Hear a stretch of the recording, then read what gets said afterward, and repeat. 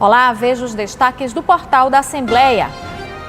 Deputado Duarte Júnior realiza ação de castração de gatos abandonados no chamado Sítio dos Gatos, no bairro da Areinha.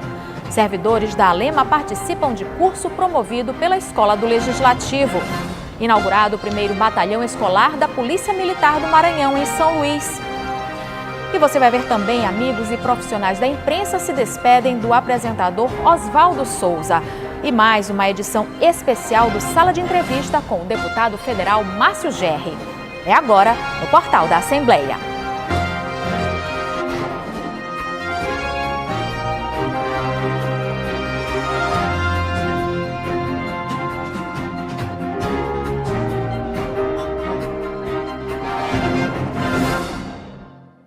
Uma ação promovida pelo deputado Duarte Júnior, em parceria com o poder público e privado, retirou alguns gatos abandonados do local chamado Sítio dos Gatos, no bairro Areinha.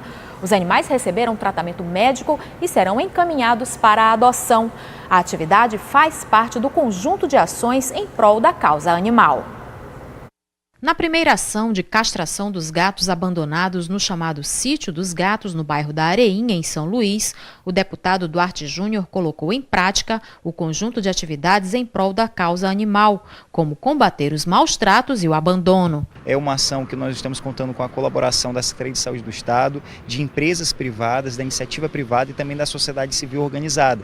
Assim, nós estamos conscientizando o não abandono dos animais, que é um crime, e também estamos coletando alguns animais, fazendo uma triagem para vermifugação, para o tratamento desses animais, encaminhamento para a castração e assim também encaminhá-los para a adoção com apoio de uma empresa, com apoio de um pet shop. O trabalho contou com parcerias entre poder público e privado, que garantiu a captura, vermifugação, coleta de sangue e castração dos animais.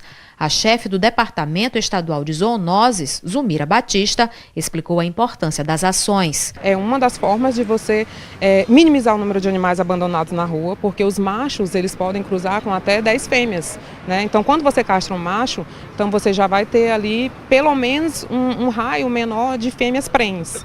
Então, quando você minimiza esse número de animais nas ruas, é claro que você está cuidando de quê? Da saúde da população e também do meio ambiente, porque esses animais eles são reservatórios de algumas doenças. Os animais foram levados para uma clínica veterinária para os procedimentos. Uma empresa privada garantiu a aplicação de anestésicos e vermifugação. A gente fez uma parceria, né, como forma de prevenção e de saúde, não só do bem-estar animal, mas também da saúde humana, né? A gente sabe que as duas saúdes estão linkadas e intimamente relacionadas, então fazendo a ação e promoção de bem-estar animal, a gente também está promovendo saúde e bem-estar do ser humano. Seu Ornir Farias, que se dedica a cuidar de cerca de 150 gatos abandonados, comemorou a iniciativa. Graças a Deus que chegou, estão levando animais para castrar, graças a Deus, partindo adiante para adoção, então já é uma atitude boa para com esses que precisam muito de nosso olhar, que o poder público até então fechou. Começa hoje e vai até o dia 31 de maio a 5ª Semana Nacional da Conciliação Trabalhista, que este ano tem como slogan menos conflitos, mais soluções. Com a conciliação, o saldo é sempre positivo. Promovida pelo Conselho Superior da Justiça do Trabalho, em parceria com os tribunais regionais do trabalho de todo o país, a iniciativa tem como objetivo dar mais celeridade à solução de conflitos trabalhistas. Durante a semana, a Justiça do Trabalho ampliará o número de audiências entre empregadores e empregados. Para mais informações, os interessados devem entrar em contato com o Tribunal Regional do Trabalho no site trt16.jus.br. Foi inaugurado na capital o primeiro batalhão escolar da Polícia Militar do Maranhão. A unidade vai ser uma aliada importante no trabalho de segurança que a PM desenvolve nas escolas públicas. Os deputados Antônio Pereira e Helena do Ailib participaram da solenidade de entrega do primeiro batalhão escolar da Polícia Militar do Maranhão, que funciona na rua Carlos Macieira, no bairro do São Francisco, em São Luís. Isso nos tranquiliza muito, saber que toda a região metropolitana agora vai ter esse serviço, esse batalhão, ajudando e fazendo com que os pais sintam a segurança de deixar os seus filhos na escola, de trazer os seus filhos na escola, E os professores também de adentrar escolas e poder voltar para suas casas com segurança. Eu acho assim, de grande iniciativa do secretário de Segurança Jefferson, do comandante-geral, o Coronel Ismael, e também do governador Flávio Dino, né? E todos nós que temos jovens nas escolas ficamos muito felizes e satisfeitos com esse tipo de atitude. A estrutura vai garantir a segurança de estudantes e profissionais da educação. A iniciativa é da Secretaria de Educação do Maranhão, em parceria com a Secretaria de Segurança Pública do Estado. Primeiro, com atuação em toda a região metropolitana, e isso amplia o raio de ação de proteção às escolas, que era feito pela Ronda Escolar. Então temos agora um batalhão especializado, que vem na linha do grande comando de segurança comunitária, que é dirigido pela Coronel Augusta, que está aqui ao meu lado, para botar sempre em primeiro lugar a proteção da cidadania e garantir condições para que as escolas funcionem a contento, em paz, tanto para professores, alunos e os pais que frequentam as escolas. O Batalhão da Ronda Escolar é uma parceria entre a Secretaria de Estado da Educação e a Polícia Militar, a Secretaria de Estado da Segurança Pública, para melhorar e promover a segurança pública dentro das escolas e ao redor das escolas, para que a gente garanta que o espaço de ensino-aprendizagem seja adequado para que os nossos estudantes e professores se sintam seguros e capazes de produzir a educação no Estado do Maranhão. Além dos parlamentares e secretários estaduais, o comandante da Polícia Militar do Estado, Ismael Fonseca, e a comandante da Segurança Comunitária, Coronel Augusta Andrade, participaram da solenidade de entrega do 1º Batalhão Escolar. E hoje nós estamos aqui muito felizes com a inauguração dessa sede numa área aqui do São Francisco, próximo também às escolas, que a gente vai atua, né? Não é só aqui no São Francisco, esse batalhão vai atuar em toda, como já vem atuando, em toda a região metropolitana. Foram 21 anos crescendo, essa semente foi plantada há 21 anos atrás e hoje realmente consolidada. O senhor governador, ano passado, assinou um decreto justamente de criação do batalhão. Iniciou lá um GEAP, o grupo escolar, e hoje um batalhão. Isso é necessário, isso condiz o quê? Com a realidade da sociedade, que hoje precisa de uma polícia mais próxima, uma polícia realmente comunitária. Desde 2006, o Grupo Especial de Apoio às Escolas era identificado como Ronda Escolar. O promotor da educação, Paulo Avelar, aprovou a iniciativa de criação do batalhão. Esse batalhão ele vem sanar uma lacuna que já existia, mas que já vinha aos poucos sendo complementadas com as rondas escolares em alguns batalhões. E agora, tendo um batalhão específico para isso, eu acho que fica mais fácil de você realmente tomar as medidas necessárias, agilizar os atendimentos e etc. E veja no próximo bloco, os servidores da Alema participam de curso promovido pela Escola do Legislativo. E mais, amigos e profissionais da imprensa se despedem do apresentador Oswaldo Souza, vítima de um câncer na garganta. O portal volta já.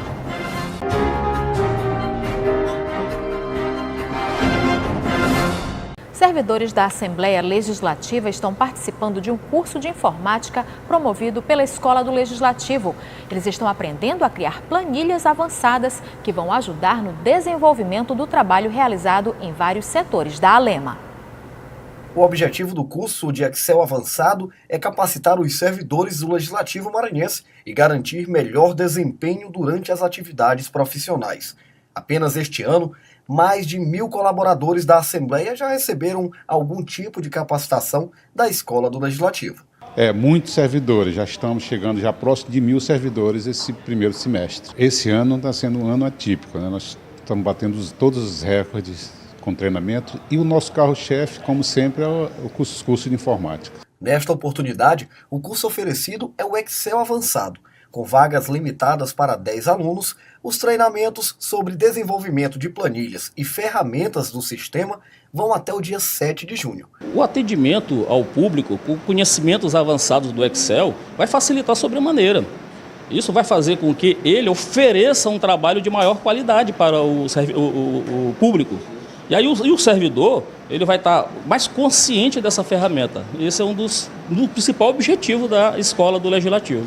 Benedito, assessor parlamentar, não perdeu a oportunidade, se inscreveu e garantiu a sua vaga. Um software muito importante para elaborar planilha, que a gente trabalha com planilha, com tabela. Esse curso é muito importante. Anteriormente eu fiz o Excel aplicado, agora estou fazendo o Excel avançado. Faleceu ontem, aos 56 anos, o comunicador Oswaldo Souza. grande defensor da cultura popular do Maranhão. Ele estava internado no Hospital Geral em São Luís e lutava contra um câncer de garganta desde 2016. Oswaldo Souza morreu aos 56 anos. A alegria e as frases de efeito eram suas marcas registradas. Passou inclusive a ser chamado de mandou legal, um termo muito usado por ele. E na televisão era o nome do programa que ele comandava. Para o filho, a morte leva, além do pai e amigo, um exemplo de vida. Tinha um papel muito importante e quase o mesmo papel que ele exercia nas ruas, nos palcos. Ele ser um cara extrovertido, um cara de muito amor, um cara sincero. O velório de Oswaldo Souza está sendo realizado aqui no Parque Folclórico da Vila Palmeira. Primeiro porque o comunicador tinha uma relação muito grande com o bairro, onde inclusive desenvolvia projetos sociais. Depois, a relação de Oswaldo com a cultura popular também era muito grande. E foi justamente na cultura popular que ele desenvolveu boa parte da sua trajetória profissional. E ele encaixou assim com uma luva na maioba, né? Ele era funcionário da Secretaria de Cultura e naquele período começou a se criar a questão de se ter locutor no boi para anunciar o boi. E ele dali começou o entrosamento com a maioba e deu, né, deu certo. Então ele deixou a marca dele, depois criou o programa Mandou Legal, muito alegre. O Oswaldo era uma pessoa muito alegre. Desde 2016, Oswaldo Souza travava uma luta árdua contra o câncer. Amigos há mais de 20 anos, o radialista Flávio Chocolate acompanhou os últimos dias do colega de profissão. Eu perco um amigo, um irmão pessoal, a gente tinha uma amizade de mais de 20 anos. Eu venho acompanhando esse processo dele desde o início, junto com a família, com ele mesmo. E a gente sabe, ele tem muita coisa para mostrar do Oswaldo. Inclusive, ele tem um livro que ele já deixou escrito. E aí eu peço que as autoridades possam apoiar para que esse livro seja impresso, para que a história de Oswaldo não morra e sim se eternize através desse livro que ele escreveu com tanto amor, com tanto carinho, falando da cultura do Maranhão. No último adeus, amigos e colegas de profissão lamentavam a perda. E para quem foi acostumado a receber alegria, hoje foi dia de tristeza. E com a morte, a cultura do Maranhão é rasgada, perdendo uma de suas vozes. Mas as boas lembranças irão permanecer, principalmente para quem mandou legal. Mandou legal, meu rei. Quem gostou, bata palmas. Quem não gostou, bata também. O sepultamento de Oswaldo está marcado para as 4 horas da tarde no cemitério Jardim da Paz, na estrada de Ribamar. E veja no próximo bloco, o deputado federal Márcio Gerri é o convidado da edição especial do Sala de Entrevista, que você acompanha logo após o intervalo. O portal volta já.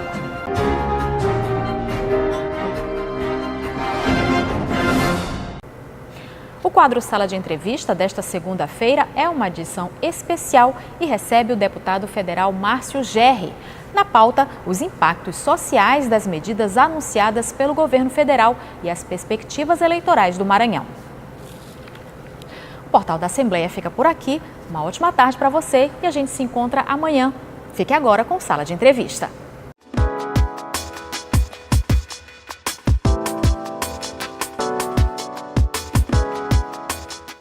Olá, boa tarde. Seja bem-vindo ao quadro Sala de Entrevista do Portal da TV Assembleia. E hoje, de maneira muito especial, nós vamos bater um papo com o deputado federal Márcio Gerri, presidente também do PCdoB do estado do Maranhão.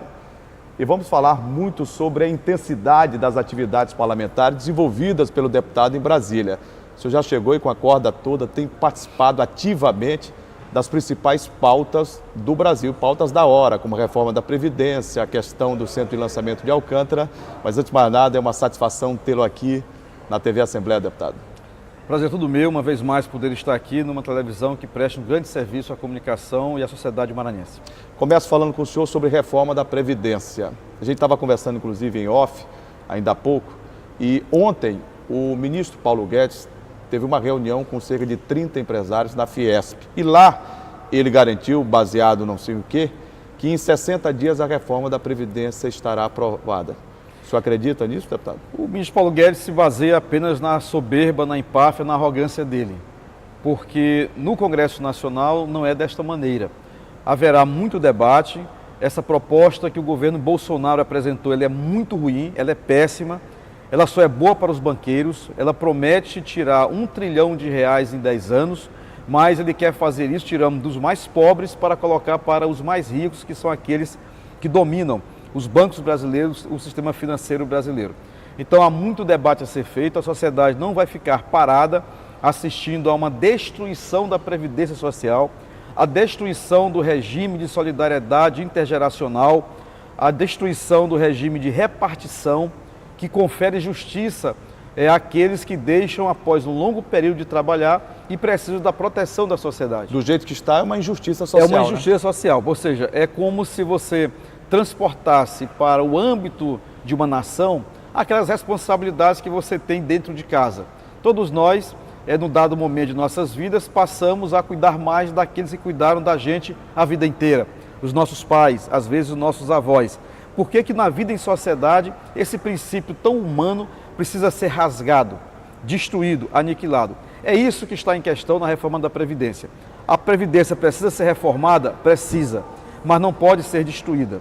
E o que o Paulo Guedes, a serviço dos setores para os quais ele trabalha, que são os setores da elite brasileira, especialmente o setor financeiro, o que ele quer é instituir um novo regime, que é o regime de cada um por si, né? E a Previdência por ninguém, apenas para os mais ricos. E da forma que está, deputado, massacra muito, né, a classe trabalhadora e principalmente desconhece as realidades regionais, são peculiares de estados como o Maranhão, por exemplo.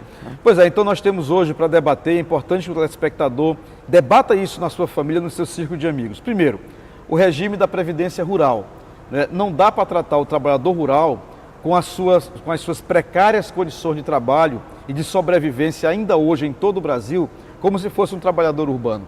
Não dá. Segundo, precisa respeitar a situação peculiar dos professores. Os professores constituem uma categoria muito importante para a sociedade, não dá também para lhes subtrair, lhes tirar direitos. É preciso olhar também com muita atenção para os idosos que vivem em situação de vulnerabilidade social, os mais pobres. É uma grosseria, é um genocídio querer acabar com o BPC. E uma outra coisa muito grave, que é o tal do regime de capitalização. Em síntese, o que significa isso? É que o cidadão e a cidadã vai entregar todo mês para um banco um recurso que ele não tem segurança se daqui a não sei quantos anos vai poder ter de volta. O regime de capitalização, implantado em mais de 20 países, foi abolido em quase todos. Aqui na América Latina, ele sobreexiste no Chile, país em que há o maior número de idosos miseráveis. Onde ele foi buscar esse exemplo, né? País em que há hoje o maior número de suicídios de idosos em idade de aposentadoria. Ou seja, existe um desalento absoluto com esse tipo de regime. Então nós precisamos pensar no agora e pensar no amanhã. É isso que faz com que define o que é um gestor público, precisa ter responsabilidade com o agora e com o depois. Eu acho intrigante, eu tenho visto o senhor discutindo inclusive em Brasília, em audiências no estado do Maranhão, por onde o senhor tem percorrido, e o senhor levanta sempre a voz para destacar que se fala muito em quebradeira da Previdência, mas o governo federal nem aceita discutir a possibilidade de reaver aquilo que grandes conglomerados tiraram da Previdência, que deixaram de pagar, né? E que deles não é cobrado isso, né?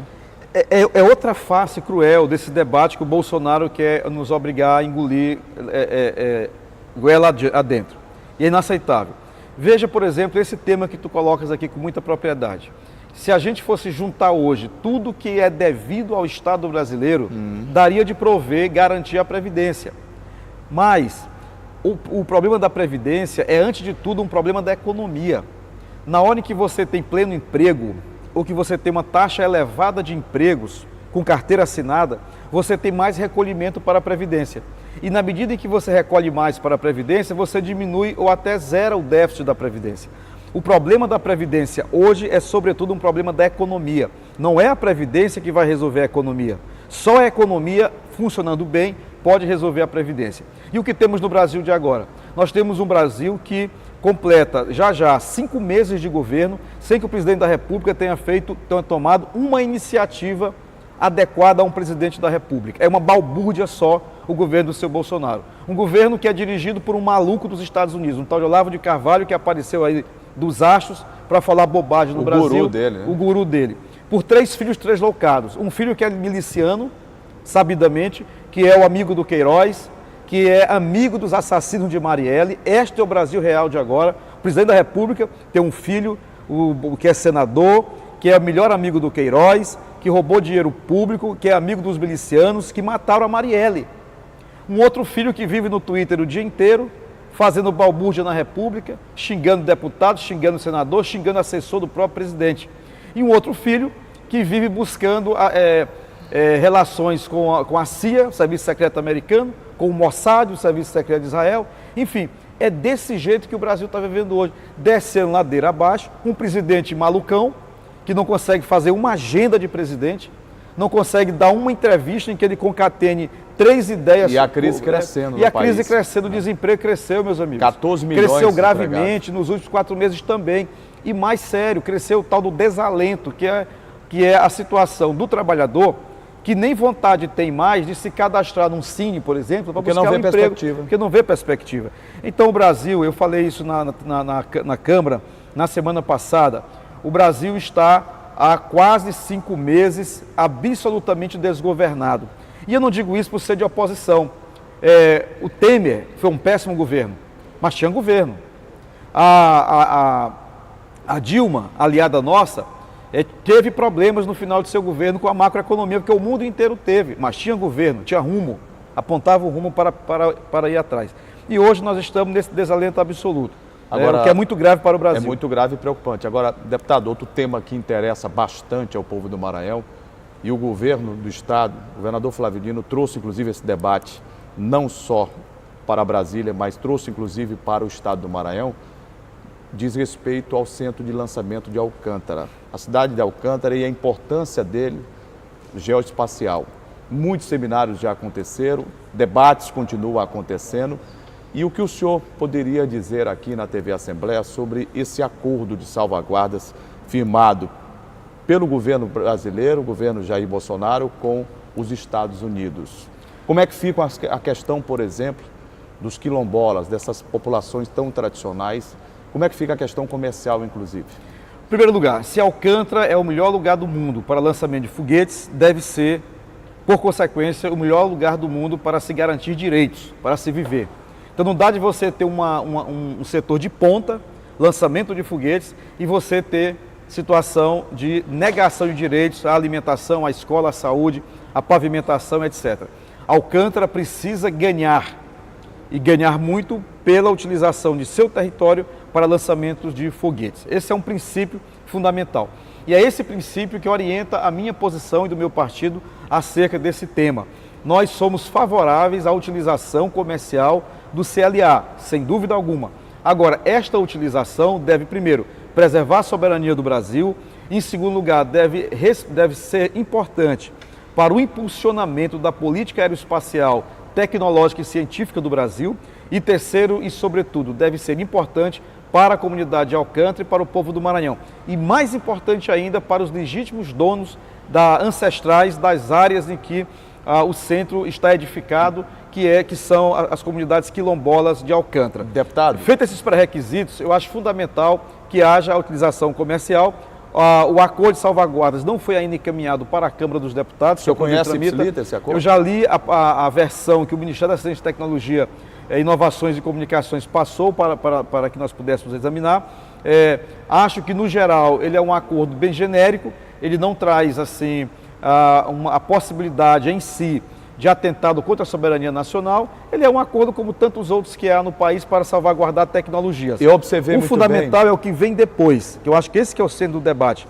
A utilização comercial que pode vir depois, ela tem que estar associada ao respeito ao direito dos quilombolas de Alcântara e também a obtenção de dividendos financeiros para o desenvolvimento da cidade e da região. Deputado Márcio Gerro, eu observei muito bem no seminário que aconteceu aqui em São Luís, proposto pelo governo Flávio Dino, que esteve, inclusive, presente o ministro da Ciência e Tecnologia, Marcos Pontes, e o governador disse que era importante a abertura comercial, sim, mas por que não uma ampliação dela, não só para os Estados Unidos, mas para outros países também que usam a mesma tecnologia, ou uma tecnologia aproximada daquilo. Os Estados Unidos é a ponta, mas existem outros países que também trabalha a questão espacial. O senhor comunga com esse pensamento? Sim, o Brasil tentou um acordo com a Ucrânia. Foi inclusive organizada uma binacional, a Cyclone Space, que infelizmente não deu certo por problemas da Ucrânia e por problemas do Brasil.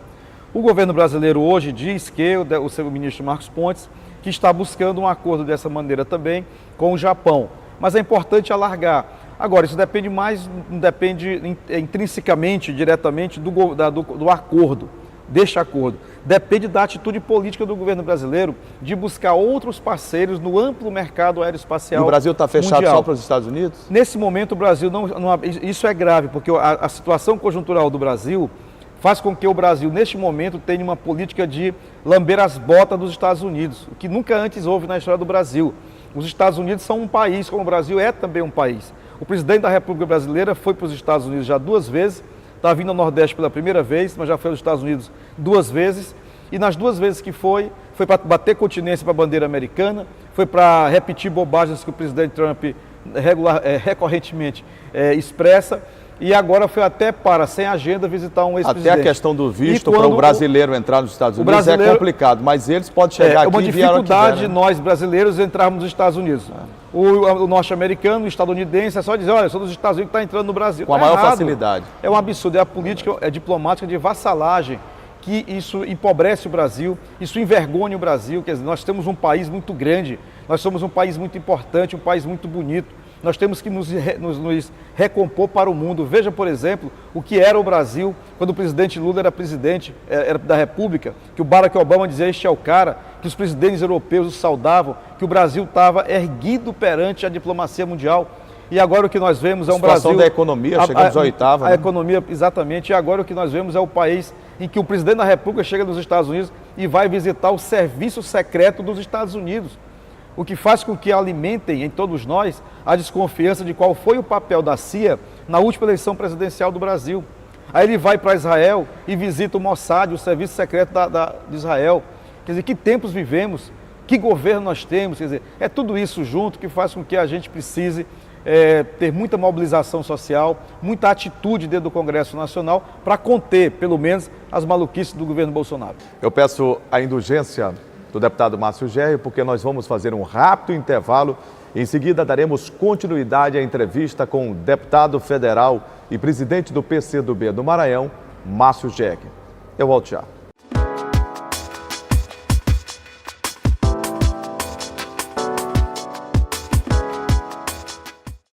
Já estamos de volta com o quadro Sala de Entrevista, recebendo hoje o deputado federal e presidente do PCdoB do Maranhão, Márcio Gerri. Deputado Márcio Gerri, o Brasil, um país subdesenvolvido, com problemas graves, de uma educação precária, sem rumo, e houve recentemente uma decisão do governo federal que deixou em pânico as universidades federais e os institutos federais do Brasil. O contingenciamento, que na verdade é um corte, na ordem de 30% anunciado, mas na prática tem se verificado 38%, 40%, nem se sabe na verdade qual é o real. Se sabe que o dinheiro vai faltar. A Universidade Federal do Maranhão, a qual sou egresso, fui inclusive professor da Universidade Federal do Maranhão do curso de Comunicação Social, já anunciou, a reitora Anaí Portela, que neste segundo semestre, com esse corte do custeio, não terá como manter, né, a universidade funcionando bem. Qual é a opinião do senhor, o que o senhor tem feito em Brasília para demover essa história maluca de cortar recursos da educação brasileira? A história é maluca mesmo. Primeiro, uma explicação técnica. O que o governo está fazendo é tirar dinheiro, não é corte orçamentário apenas, não é fazer ali uma mudança orçamentária. O que o governo está fazendo é bloqueando recursos. Não é o remanejamento. Não é remanejamento. É tirar. E não é ajuste de contas, digamos assim, apenas formal. É uma retirada, uma subtração de recursos, de dinheiro real para o provimento da necessidade das universidades e dos institutos federais. Isso é um absurdo. O governo Bolsonaro elegeu a educação como inimiga. Isso faz com que eu diga sempre que ele é um governo das trevas, porque a educação é a possibilidade de iluminar o mundo. Não há civilização que tenha se desenvolvido sem investimento em educação, em lugar nenhum do planeta. Não há na história do mundo. Não há na história do mundo. E aqui a gente vê um presidente da República que mira o setor educacional, vai para cima das universidades, dos institutos federais, corta bolsas de pós-graduação e de pesquisa. Eu apresentei um projeto de lei exatamente para proibir o governo brasileiro de cortar bolsas, porque veja, você tem um estudante desenvolvendo uma pesquisa de ponta, aí de repente ele recebe a notícia pelo jornal que a bolsa dele acabou, portanto aquela pesquisa que ele já está investindo há 5, 6, 10 anos, vai se acabar. É um prejuízo, é grave para a sociedade brasileira, para o desenvolvimento do país. Então nós estamos lutando muito dentro da Câmara, aí também muitos companheiros no Senado, para poder rever. Inclusive na Câmara, nós estamos em obstrução, ou seja, nós estamos nos negando, nesse momento, a votar, exatamente para fazer com que o governo reveja. O governo já cedeu um pouco, recuou um pouco, mas precisa recuar mais. E as manifestações do dia 15 mostraram a sociedade brasileira, especialmente a juventude estudantil, de pé em defesa da educação. E dia 30 eu acho que nós teremos muito mais gente nas ruas do Brasil dizendo que a educação é uma prioridade, exige, merece e tem que ter respeito do governo federal. Deputado, está tramitando no Congresso Nacional uma PEC que visa reparar a diminuição de recursos que tem sido abrupta em relação aos municípios brasileiros, principalmente os maranhenses, estão sofrendo muito.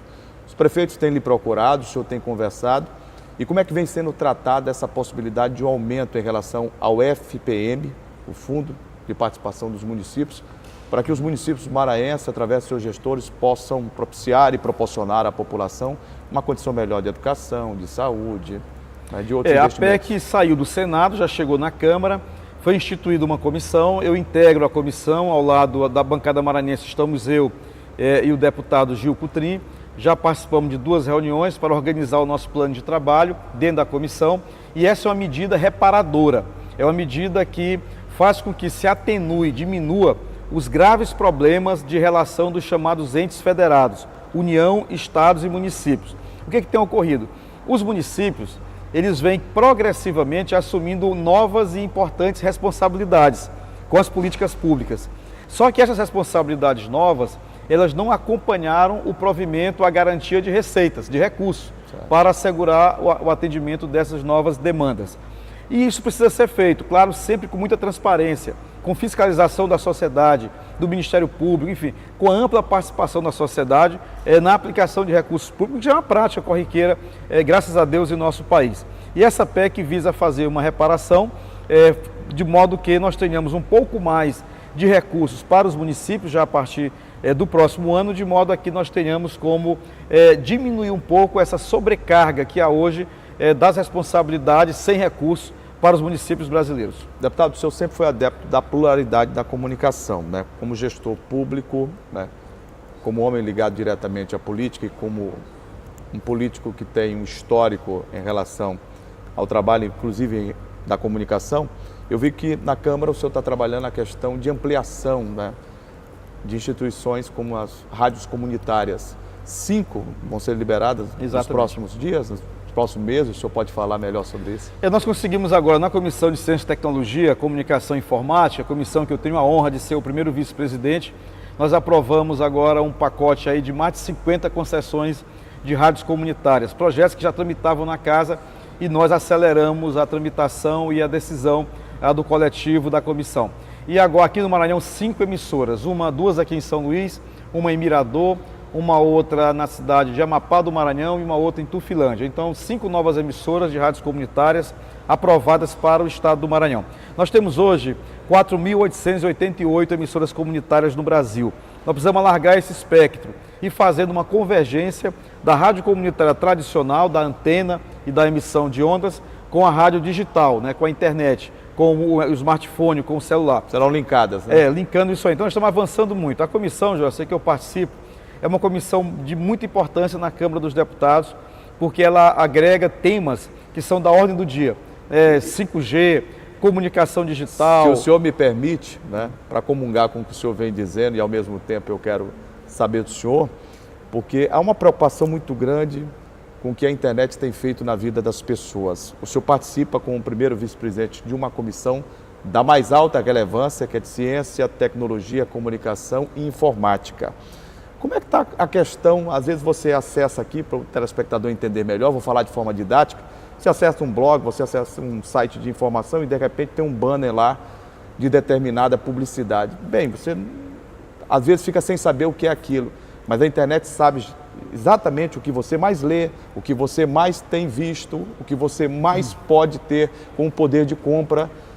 E como é que vem sendo tratado isso? Como é que o senhor está discutindo isso na Câmara? Isso é muito... desse modo que a internet tem feito de entrar diretamente na vida do usuário. Esse é um debate muito interessante e muito complexo e assim, como diz um amigo meu, até meio apavorante às vezes, né? E é um debate que não é fácil você explicar, tentarei resumir brevemente. Primeiro, nós vamos entrar numa nova geração de internet, a 5G. Muita gente, quando pensa em 5G, está pensando no telefone celular. Não se trata disso. Não se trata. É algo muito mais amplo que o celular é uma pequena parte. O 5G é uma nova revolução na internet, algo só comparável com aquilo que houve do mundo analógico, do mundo pré-digital, do mundo pré-internet, para o mundo internet. Eu me lembro bem que em 1994 eu dava aulas na Universidade Federal e foi o ano em que no segundo semestre chegou o celular no Maranhão. E aquilo foi uma revolução. Foi um boom, né? Depois, anos depois, ainda na universidade, e trabalhando numa organização não governamental, eu tive contato com, aliás, naquele mesmo período, com um negócio chamado Alternex, que era um sistema de dados de uma instituição brasileira, o IBASE, que cabeava e mandava informações, e era o primeiro troca de informações de dados de maneira muito precária. Aí depois vieram os e-mails, aí depois vieram os mensages, e hoje você tem esse mundo do WhatsApp, em qualquer lugar. Já ficou para trás. Já ficou para trás, mensagem, tudo, Orkut, tudo já ficou sepultado para trás. E a gente vive hoje no mundo do WhatsApp, o mundo do Facebook, o mundo do Instagram, o mundo das redes sociais, das plataformas digitais. E a interação social ela é profundamente alterada por isso. Eu vou dar um exemplo bizarro, digamos assim. Às vezes você tem na porta de uma rua, de uma cidade do interior, ou num bairro de São Luís, 5 casas com 5 pessoas na porta. Cada um está com um celular à mão. Eles não estão conversando entre si, pessoalmente. Mas às vezes eles estão conversando entre si pelo celular. Às vezes você tem uma mesa grande de pessoas no restaurante, que tem lá 10 pessoas, e muitos estão trocando impressões pelo celular. Ou seja, o mundo digital transformou e está transformando o mundo social, as relações sociais. Nós vivemos aquilo que um autor chama com muita propriedade de idade mídia, né? E essa idade mídia tem uma conformação toda especial. Por bem, essa idade mídia está na iminência, está batendo as portas de uma nova e grande revolução. A briga da China, dos Estados Unidos com a China, não é uma briga só de mercado, é uma briga de influência no mundo. É uma forma na qual está inserida... Influência e domínio. E domínio, que aí é que tem a chamada guerra híbrida, que é a nova forma da guerra mundial. Ela não é uma guerra de armas, né, em escala mundial, mas ela é uma guerra por informações em escala mundial. Ao dizer que era contra a Huawei vir para o Brasil, que é uma empresa chinesa, os Estados Unidos disseram o quê? Que a Huawei, por ser do governo chinês, iria fazer espionagem no Brasil.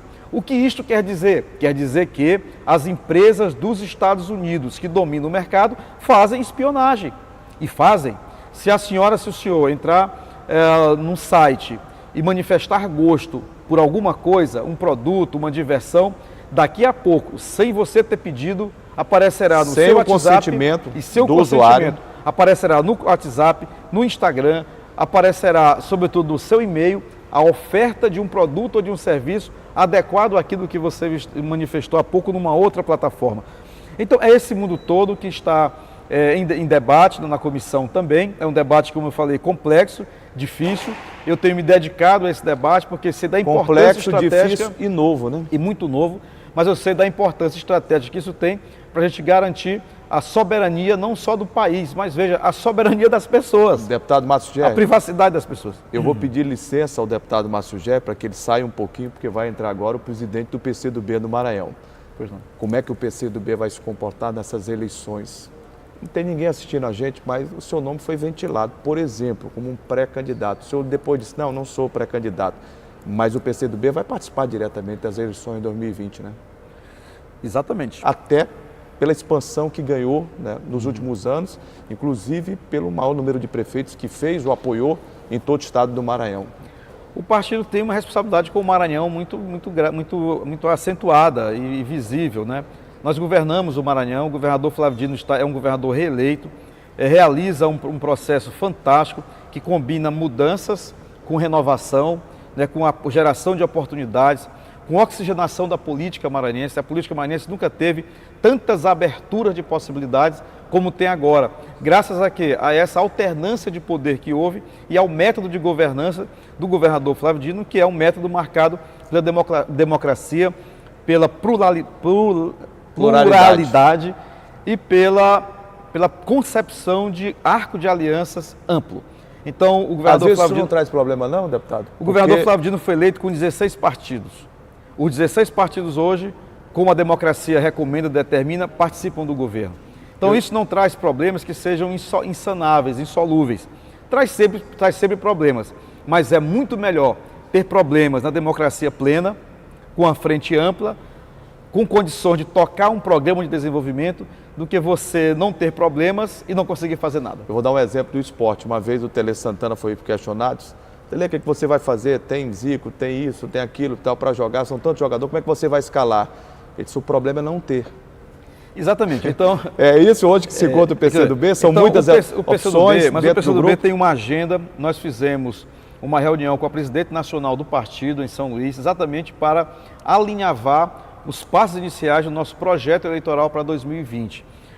Reunimos também com nossos prefeitos e vice-prefeitos, vamos reunir brevemente com todos os nossos vereadores, com os presidentes municipais, vamos alargar o partido em todo o Maranhão, fecharemos o ano, ou no máximo até o dia 31 de janeiro do próximo ano, com diretórios do PCdoB nos 217 municípios do Maranhão. Em todo o Maranhão. Nossa meta é disputar com candidaturas próprias, em aliança com outros partidos, mas tendo o nome do PCdoB, em 120 municípios do estado. É a nossa conta de agora, em 2016. Entre esses 120 municípios, São Luís está inserido. Em 2016, nós disputamos em 105. Claro, São Luís é a nossa capital. Nós tivemos uma importância grande, nosso partido, na eleição do nosso querido amigo prefeito Edivaldo Holanda Júnior, em 2012. Tivemos um papel também importante na eleição de 2016, na reeleição do Edivaldo Holanda Júnior, e temos, portanto, legitimidade para participar desse processo eleitoral de 2020. Claro, é um processo que quem deve conduzir nosso campo de alianças é o prefeito Edivaldo Holanda Júnior, porque ele é o prefeito reeleito, nosso líder principal em São Luís, e o nosso governador Flávio Dino, que é o nosso líder principal no Maranhão. Então, eles dois, no PCdoB e PDT, vão fazer esse debate, puxando também para o debate os outros aliados. Nós temos aí o DEM com o Neto Evangelista, que é pré-candidato também. Nós temos o Bira do Pindaré no PSB, que é aliado também. Nós temos o radialista Gesael, que também é pré-candidato e é do nosso campo de alianças. Enfim, acho que não esqueci de ninguém. Nós temos os dois nomes do PCdoB, o deputado Rubens Júnior, o deputado Duarte Júnior. Nós temos o nosso vereador Osmar Filho. Enfim, nós temos aí um leque de pré-candidaturas, nós vamos debater e, pelo consenso progressivo, nós vamos encontrar um bom caminho. O nosso objetivo principal, nossa meta a ser alcançada é de novamente ganhar as eleições em São Luís, manter o Maranhão em parceria com a cidade de São Luís, para que a gente possa, apesar da grave crise brasileira que castiga o Maranhão, que castiga São Luís, continuar com um plano de obras e de serviços que melhore as condições de vida em nossa querida capital. Eu tive o prazer de conversar aqui no quadro Sala de Entrevista do portal da TV Assembleia com o deputado federal e presidente do PCdoB no estado do Maranhão, Márcio Gerri. Deputado, muitíssimo obrigado pela presença, sucesso na sua atividade parlamentar e à frente também do Partido Comunista no estado do Maranhão. Muito obrigado, agradeço, em muita luta porque o Brasil merece, em muita luta porque o Maranhão também merece continuar no rumo certo, como tem feito o nosso governador Flávio Dino. E este Sala de Entrevista foi especial. Obrigado pelo carinho da sua honrosa e sempre indispensável audiência. E até a próxima.